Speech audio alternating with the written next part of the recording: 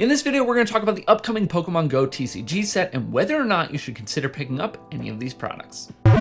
Now, it's important to note that everybody's goals might be different. One person might want a long-term hold and see profit sealed. Another might want to collect the cards and hope the set gains value over time. And another might purely be a collector and not care about value, so make sure to account for your own goals. As far as value goes, that typically boils down to a discussion on supply and demand. But purely as a collector, many of the factors that determine the demand also play a role in collectability, so let's dive into those.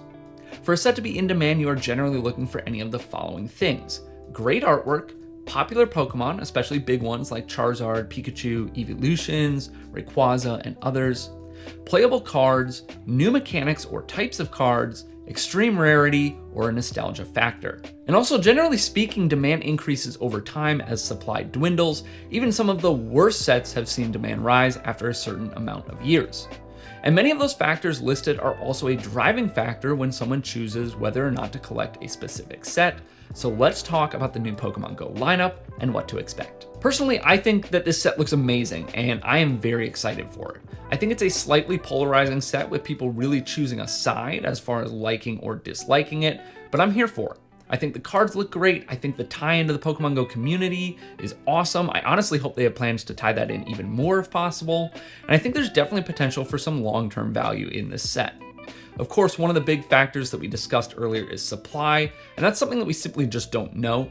We've seen the Pokemon Company running the presses 24/7 lately and absolutely pumping out products, which is great for collectors.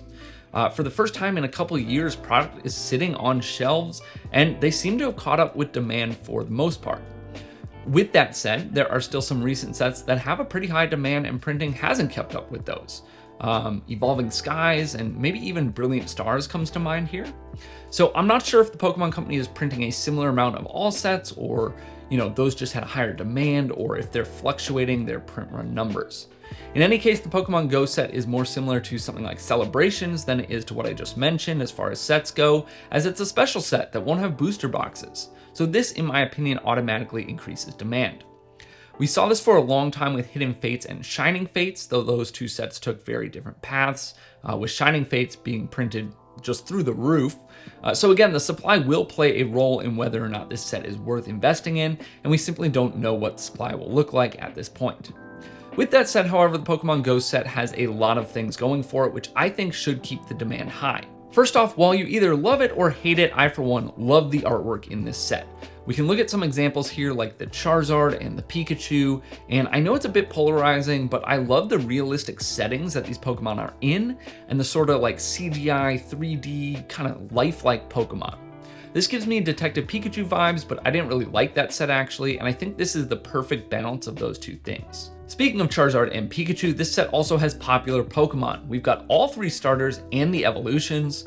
We have multiple Pikachus, we have an evolution, Mewtwo's, and more, and that's what you like to see in a set. On top of that, we have Radiant Pokemon, which feels sort of like Shining Pokemon from a while back. And while we have seen Radiant Pokemon in Astral Radiance, they've chosen Charizard, Blastoise, Venusaur, and Eevee to be Radiant in this set so far. So yeah, it's quite a step up, and it's still very early on in the lifespan of Radiant Pokemon.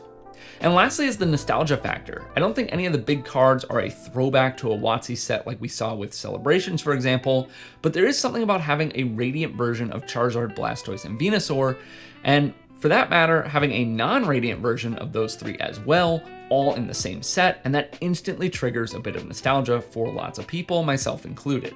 So with all that said, my personal opinion is that this set is definitely something that you should be hitting that buy button on. I think from a collectability standpoint, it's a great set that doesn't have 300 plus cards or whatever some recent sets I've had. And that means it's easier to complete, which is always a fun challenge. And of course, as we discussed, it has a lot going for it in terms of what you look for in a new set. From an investability standpoint, I also think this is a set that is worth it as it's a special set and has a lot of the markers you look for when determining the potential long-term value. Again, we don't know what the supply will look like, and that will absolutely play a role, but I definitely plan to pick up some product to open as well as to hold long-term. Depending on availability, I may try to complete the set as I like sets that aren't massive and nearly impossible to complete, but we'll see what happens there. But I want to hear your thoughts on the Pokemon Go set down below in the comments. Are you planning to pick up some products? And if so, what are you most excited about? Or are you planning to sit this release out? I hope you found this video helpful. Please like and subscribe, and I'll see you in the next video.